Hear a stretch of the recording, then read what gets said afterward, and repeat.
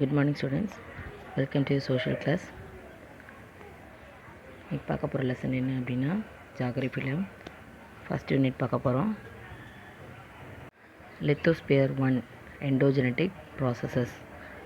அப்போது இந்த ஜாகிரபியை பொறுத்தளவுக்கு உங்களுக்கு ஸ்பியர்ஸ் ஆஃப் த எர்த்தை பற்றி இருக்கும் இல்லையா. ஸ்பியர்ஸ் ஆஃப் எர்த்துன்னு பார்த்தீங்க அப்படின்னா லித்தோஸ்பியர், அட்மாஸ்பியர், ஹைட்ரோஸ்பியர், பயோஸ்பியர் அப்படின்ற 4 ஸ்பியர்ஸ் இருக்கும்.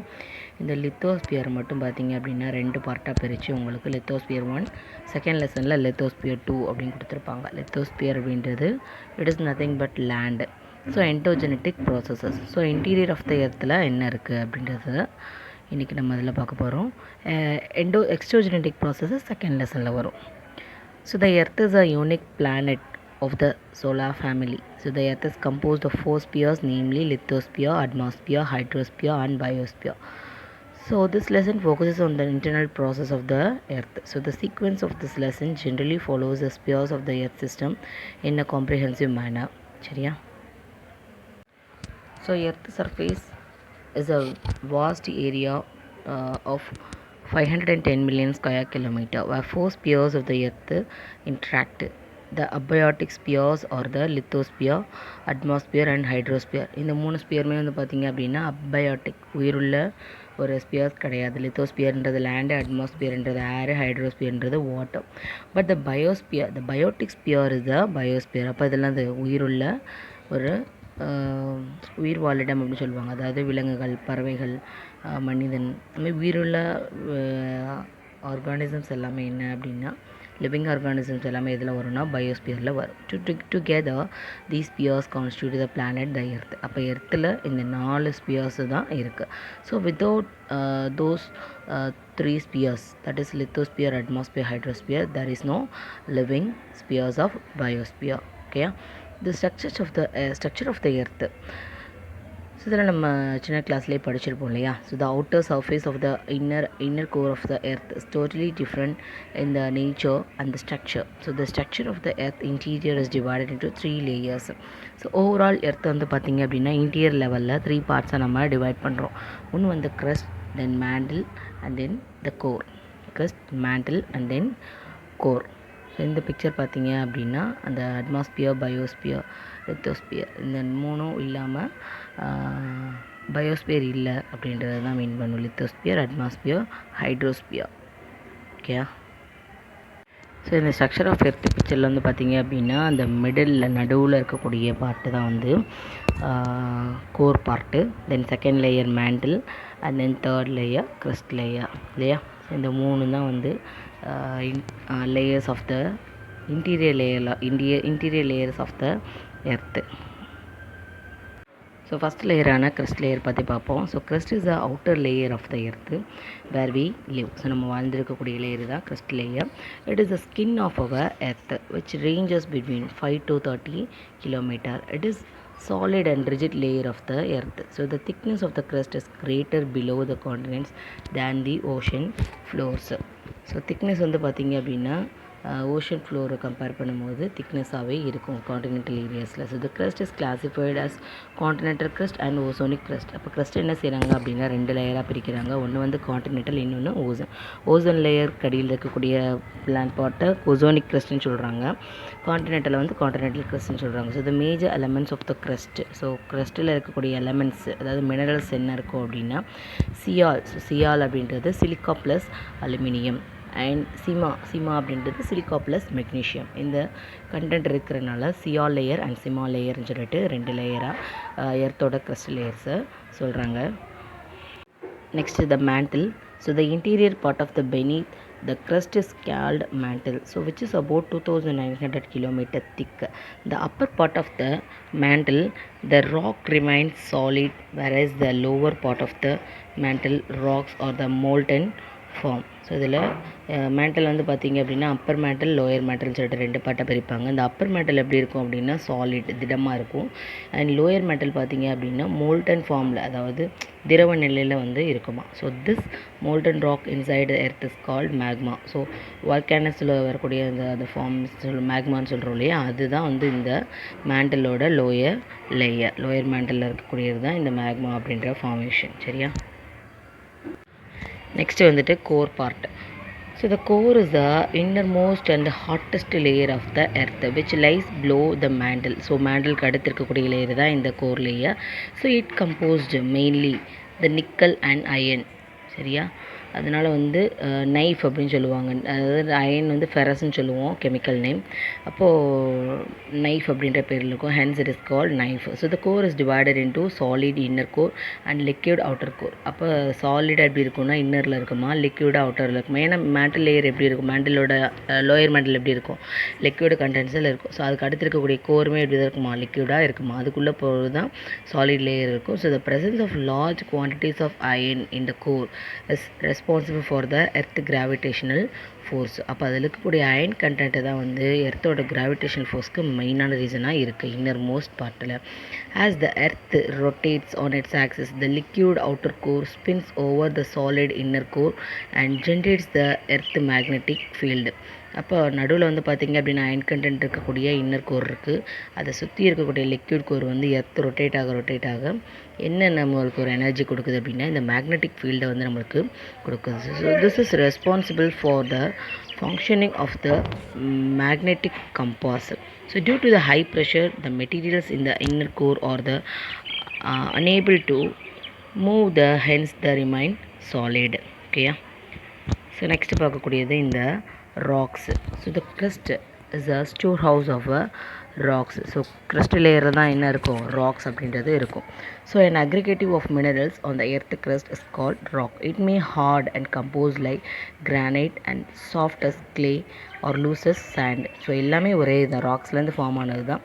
ஸோ ஹார்டாக இருந்துச்சுன்னா கிரானைட் அல்லது ராக்ஸ்ன்ற பேரில் இருக்கும். கொஞ்சம் சாஃப்டாக இருக்குன்னா க்ளே அப்படின்ற பேர்லையும், லூஸ் கண்டென்ட்லேயே இருக்குது அப்படின்னா அது வந்து சாண்ட் அல்லது சாயில் அப்படின்ற பேரில் இருக்குது. சரியா? So there are 3 types of rocks. One is igneous, then sedimentary and then metamorphic rocks. So one by ஒன்னாக பார்ப்போம் எப்படி ஃபார்ம் ஆகுதுன்றதை. ஸோ நம்ம ஃபஸ்ட்டு சொல்லக்கூடியது இந்த igneous, sedimentary and then metamorphic rocks, இதுதான் டைப்ஸு. ஸோ இதில் பார்த்திங்க அப்படின்னா ஃபஸ்ட்டு பார்க்கக்கூடியது இக்னியஸ் ராக்ஸ். ஸோ இக்னியஸ் ராக்ஸுக்கு இன்னொரு பேர் என்ன அப்படின்னா பேரண்டல் ராக்ஸ் அப்படின்ற பேரும் இருக்குது. இது எப்படி ஃபார்ம் ஆகுது அப்படின்னா இந்த வல்கானிக் எரப்ஷனால் தான் வந்து ஃபஸ்ட்டு வந்து என்ன ஆகும் அப்படின்னா ஃபார்ம் ஆகும். ஸோ இன்டீரியர் அந்த மேக்மா லேயர்னு சொல்கிறேன் இல்லையா, மேண்டல் லேயரில் இருக்கக்கூடிய மேக்மா அதுதான் என்ன செய்யும் அப்படின்னா இந்த மாதிரி எர்த்துலேருந்து ஃப்ளோ ஆகி வெளியில் வந்து வரும். அப்போ அந்த எர்த்துக்குள்ளேயே வந்து அது ஆயிடுச்சு அப்படின்னா அதை வந்து என்ன பேரில் சொல்லுவாங்க அப்படின்னா இன்ஸ்ட்ரக்டிவ் இக்னியஸ் ராக்ஸ்னு சொல்லுவாங்க. வெளியில் வந்து அது கூல் ஆகுது அப்படின்னா அதை வந்து எக்ஸ்ட்ரசிவ் இக்னியஸ் ராக்ஸ். ஸோ அப்படி ஃபார்ம் ஆகக்கூடியதில் என்ன மாதிரியான ஸ்டோன்ஸ்னால் டஃப், இந்த ஆப்சிடியன் அண்ட் தென் புமிஸ் அப்படின்ற ஸ்டோன்ஸ்லாம் வந்து ஃபார்ம் ஆகுது. சரியா? ஸோ இந்த மாதிரி இன்டீரியர் ராக்ஸ் அப்படின்றது எர்த்தோட ஃபஸ்ட் லேயரில் ஃபார்ம் ஆகுது. நெக்ஸ்ட் வந்து இந்த செடிமெண்ட்ரி ராக்ஸ்.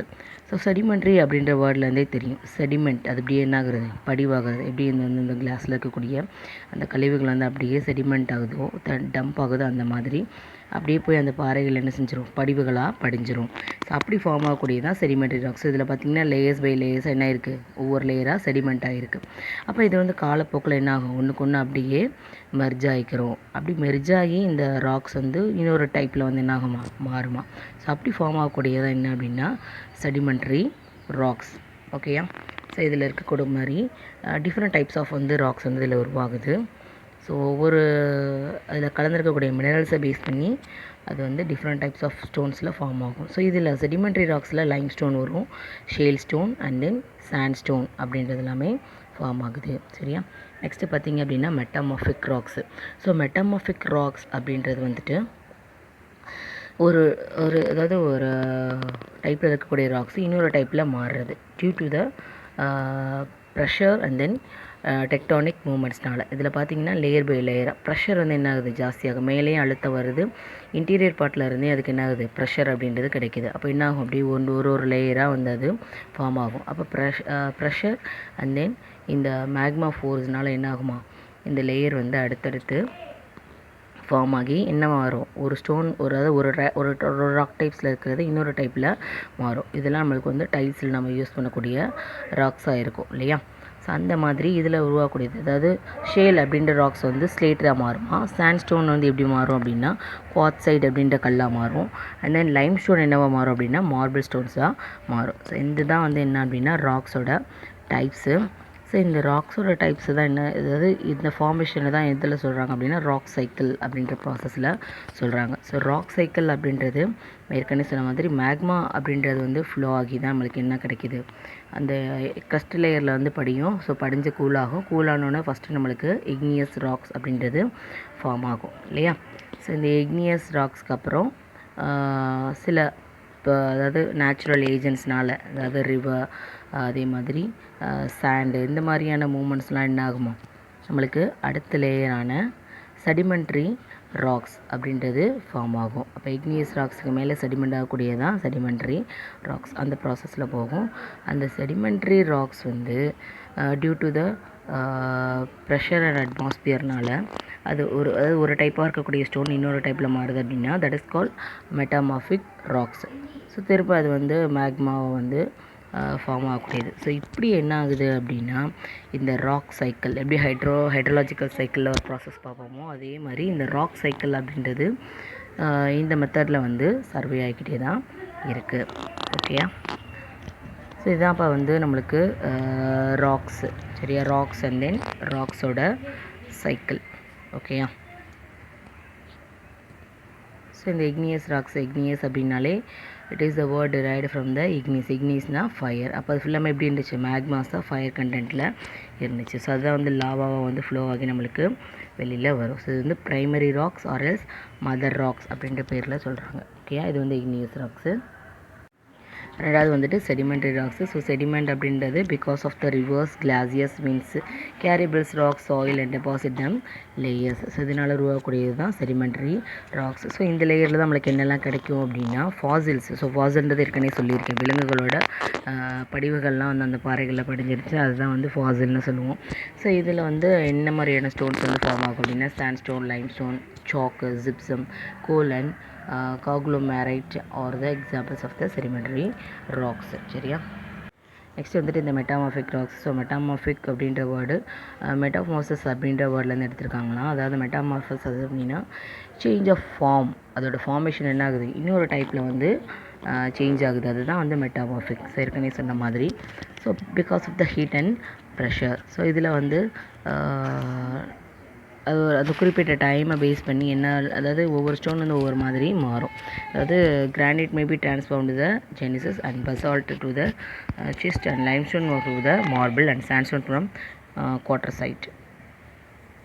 நெக்ஸ்ட் பார்த்திங்கன்னா இந்த ராக் சைக்கிள்ஸ். இந்த rock cycle is the continuous process through which igneous, sedimentary and metamorphic rocks are transformed from to another. ஏற்கனவே சொன்ன மாதிரி இப்படி தான். அதாவது இக்னியஸ்ன்றது வந்து அடுத்த லேயராக செடிமெண்ட்ரி ஃபார்ம் ஆகும். செடிமெண்ட்ரி வந்து because of the pressure and then டெம்பரேச்சர்னால என்ன ஆகும், மெட்டாமார்பிக் ராக்ஸாக மாறும். ஸோ இந்த சர்க்கிள் தான் என்ன அப்படின்னா ராக் சைக்கிள் அப்படின்ற பேரில் நம்ம சொல்கிறோம். சரியா. ஓகேம்மா. ஸோ இது வரைக்கும் நம்ம இன்றைக்கி கிளாஸில் பார்த்துருக்கோம். அதாவது எர்த்தோட லேயர்ஸ் என்ன, ராக்ஸோட டைப்ஸ் என்ன, அதோட ராக் சைக்கிள்னால் என்ன அப்படின்றத பற்றி பார்த்துருக்கோம். ஸோ இதோட கண்டினியூவேஷன் நம்ம நெக்ஸ்ட் கிளாஸில் பார்க்கலாம். தேங்க்யூ.